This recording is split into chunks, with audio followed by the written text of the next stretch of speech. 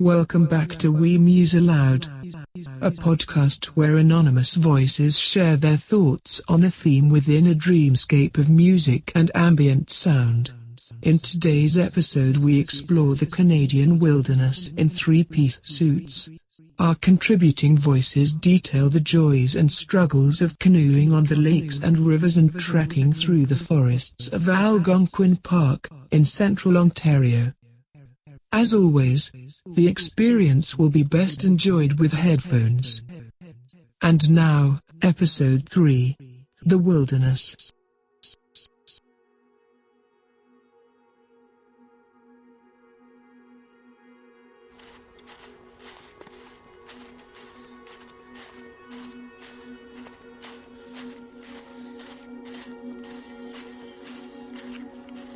I wore those duck shoes. Do you know what I mean? Yeah, I think so. Yeah, and they, because I had this idea that the dress code shouldn't include hiking boots. Yep.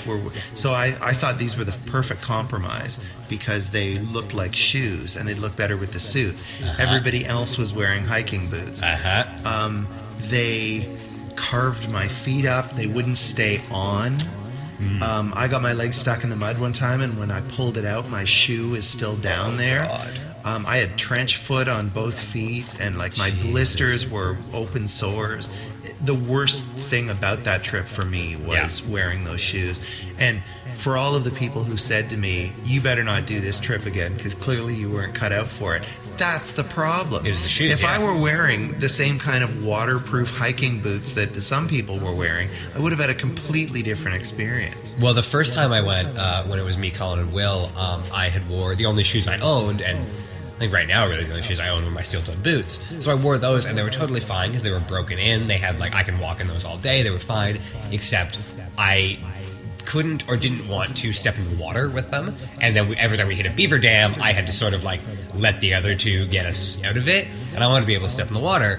So instead of buying hiking boots, I thought, okay, I'll buy water shoes that I'll be able to slip in and out, and they worked, but they didn't stay on quite as well as I wanted, and they're thick rubber, and they kind of they rubbed against my feet. They really weren't super comfortable, and I made the mistake of not bringing camp shoes, and I know Cam always brings camp shoes, and I didn't, so I had to. They would always get gravel or sand in them, and they hurt. So I'd either have to walk in bare feet, which wasn't always fun on the campsites we had, or I'd have to walk in them, and they were still kind of wet, and they never seemed to dry out. And next time I'll probably do camp shoes, and then I'm gonna have to decide whether I do nice waterproof hiking boots or what I can do to step in the water. But okay, so I haven't done much camping, but the camping I've done, I remember going to a campsite with my brother and his now wife, and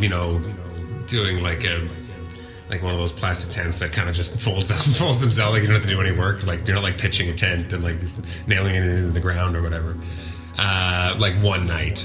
And then I've done camping in backyards, but I've never gone into the woods, into the wild style, which is kind of that appeals to me.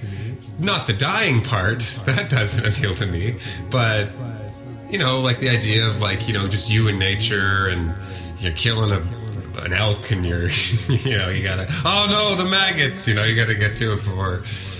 Anyway, that I have no concept of actually figuring out how to live in nature, even for as long as 4 days.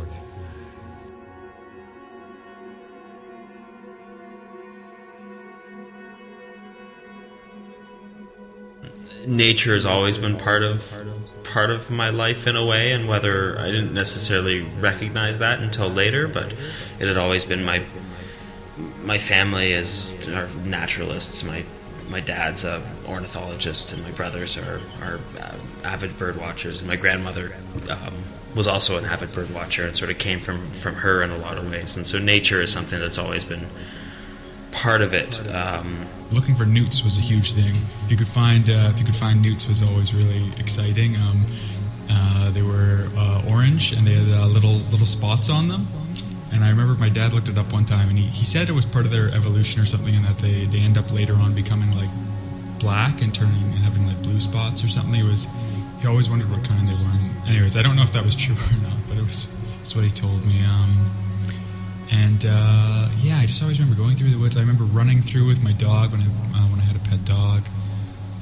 And then I don't know if I'd canoed a lot, and my folks have a cottage up north that I'd kind of spent a lot of time canoeing, so that was I enjoyed that. But the camping actually didn't necessarily start much before, or really intensely before business tripping. I guess the first time I went to somewhere that wasn't my property would have, the park there was not my property, but would have been with Cubs when we went with Cub Scouts. We went to, I think it was Camp Endabana. I was in Cub Scouts and then Boy Scouts, or however that works. I was not nearly as interested back then. I almost wish I could go back and do Cubs and Scouts again, because we did go camping a bunch, and we learned nuts and plants and stuff, but I had very little interest actually in learning that stuff. So we did go camping, and we went to, or we would go on like trips with other troops. I went to like the Boy Scout Jamboree in PEI, where we all camped together, not in the wilderness, but camping, quote unquote. We used to go. We've been camping. My family went camping in Algonquin a couple times, or more commonly, we'd just go camp in like a trailer park, which was not nearly the same experience, but we were in a tent. And that was the first time. We were in cabins for part of it, but then we went out into the woods we did orienteering stuff, where you get given a map and a compass and told, like, okay, you got to find this place deep in the forest here. And that was pretty exciting, and I seem to remember it being a lot harder navigating than I thought it would be. I guess just having to be out there by yourself without like a parent or anyone to be like, here's the store's going to be over there. Instead, it's okay. Here's a map, and see, I'd have to like, as long as I could like have stuff that's prepared. Like I feel like if I had prepared enough food for myself, that would last. So probably if I really had to, like before I would start to like go insane and starve. Is that what you mean? Like I would die? I'd give myself 2 weeks, like, because I would have prepared a lot of stuff, and then I feel like then it would really start to go downhill fast. I think I'd probably drink, like, I'd get beaver fever from, like, drinking water that I shouldn't be drinking, and I'd probably eat a lot of really poisonous berries and mushrooms and die. I feel like I could see myself staying for a very long time. When we went camping last August, it was very grueling. I was only on it for 4 or 5 days as well, but we ended up cutting it short because it had been raining all day and we were exhausted. And even then, even when everyone else was at the end of their ropes, I was thinking to myself, no, I could stay. I could stay for another week easily. Probably a month. A month. I'd like to try that. Yeah. The most recent trip was kind of murder in some ways, so that drains your stamina. I could see myself doing a week, definitely. Like, I see myself doing 7 days, definitely. I think once you get past 7 days, it's like you're going for longer than the week, and suddenly it's like, well, this is a big thing. But I think I could see myself leaving for a week, maybe more, if I could sort of get my affairs in order and make sure I had nothing else to worry about.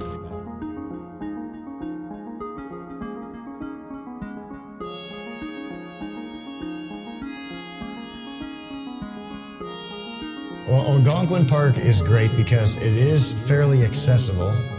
It's well mapped, and there's a ton of great established canoe routes. But this is the kind of park you can drive up, and if you want to be a sort of ninny, you could just park your car and camp at a lake. It's like the further you get into the forest, I feel more and more like I'm removed from the rest of civilization. I'm removed from people, and in that sense too, I feel like so much of my concerns and my normal, like, everyday problems just really drift away the further into the park that I get. And not even have to canoe or anything. But if you want to get more into it, or if it's, exciting after trying that first step. Algonquin, there's different degrees of trips you can do. You can do really intense ones where you're paddling and portaging, day after day, and you can do that for a week and still be in the park. Or you could do just a little thing where you paddle into a lake and do one portage, and then there'll be lots of campsites there. But it's cool because there's some busier areas that are even more easily accessible. But you can also get into the park and spend a week in there, which I have done, and not even see another person other than your own group. I don't know if I prefer arduous camping trips particularly.